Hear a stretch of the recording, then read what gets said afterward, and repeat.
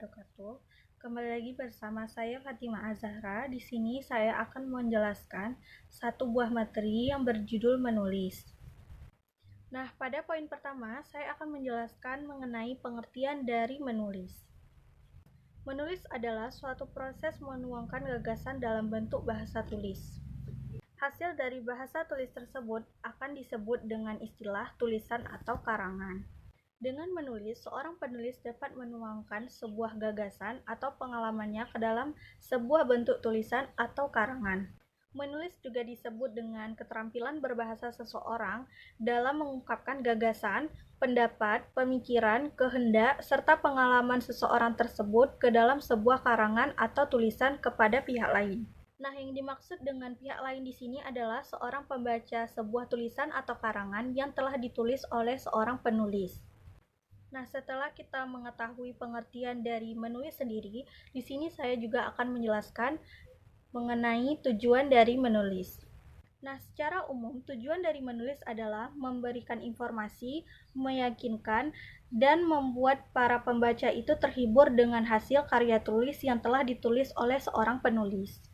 Tujuan dari menulis juga bisa untuk menyampaikan serta mendokumentasikan sebuah gagasan dari hasil pemikiran seorang penulis yang dituangkan ke dalam sebuah karangan atau tulisan.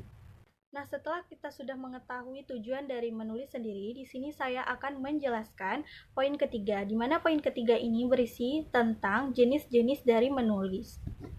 Nah, yang pertama itu ada narasi. Pengertian dari narasi adalah sebuah tulisan yang menceritakan kronologis peristiwa dari kehidupan manusia. Nah, yang kedua itu ada eksposisi. Pengertian dari eksposisi adalah tulisan yang memberikan informasi, menjelaskan, dan menjawab pertanyaan apa, mengapa, kapan, dan bagaimana. Yang ketiga ada deskriptif. Deskriptif adalah tulisan yang memberikan rincian suatu objek di mana penulis menuliskan sebuah cerita. Di sini penulis akan membuat seorang pembaca itu untuk meningkatkan daya imajinatifnya sehingga seorang pembaca tersebut akan merasakan apa hal yang disampaikan oleh seorang penulis tersebut. Nah, selanjutnya ada argumentasi. Argumentasi adalah sebuah tulisan yang bertujuan untuk meyakinkan seorang pembaca mengenai pendapat yang telah ditulis oleh seorang penulis. Nah, yang terakhir itu ada persuasi. Persuasi adalah karya tulis yang berisi daya himbauan yang membuat seorang pembaca itu mengikuti himbauan yang telah ditulis oleh seorang penulis. Nah, selanjutnya, poin keempat, saya akan menjelaskan mengenai manfaat menulis. Manfaat dari menulis adalah untuk mempertajam atau mengasah kemampuan diri seseorang dalam berbahasa tulis. Tak hanya itu, dengan menulis akan membantu seseorang untuk memecahkan atau menyelesaikan suatu masalah berdasarkan pengalaman dari seorang penulis melalui tulisan yang ia tulis.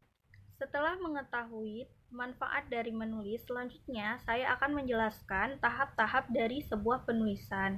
Yang pertama itu adalah memilih topik untuk tulisan yang akan kita tulis.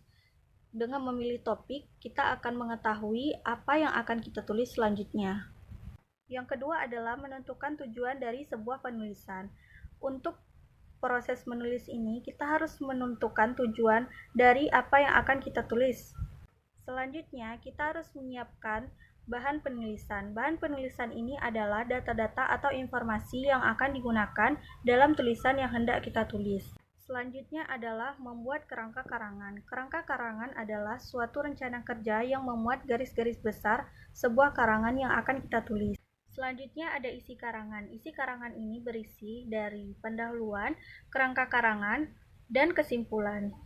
Selanjutnya ada kosakata atau pemilihan kata. Di sini penulis harus menyeleksi kata-kata mana yang harus dipakai untuk mengekspresikan ide atau gagasan yang hendak ditulis. Kemudian ada kalimat efektif. Kalimat efektif harus digunakan untuk memenuhi sasaran, meyakinkan para pembaca, dan membuat para pembaca itu tertarik dengan apa yang telah kita tulis. Kemudian ada paragraf. Paragraf diperlukan untuk membatasi suatu paragraf yang terdiri dari beberapa buah kalimat yang berhubungan dengan satu sama lain untuk menyampaikan suatu maksud. Kemudian tahap akhir ada tahap revisi. Tahap revisi adalah tahap akhir dari suatu penulisan. Ketika seorang penulis sudah menyelesaikan suatu tulisannya, maka penulis tersebut harus membacanya kembali. Jika dari tulisannya tersebut ada hal yang harus diperbaiki, maka penulis harus memperbaikinya. Bisa juga dengan cara dikurangi atau memperluas dari hasil tulisan yang telah ditulis. Baiklah, hanya itu yang dapat saya sampaikan. Lebih dan kurang saya mohon maaf, maklum karena saya masih dalam proses pembelajaran. Jangan lupa like, comment, dan subscribe. Assalamualaikum warahmatullahi wabarakatuh.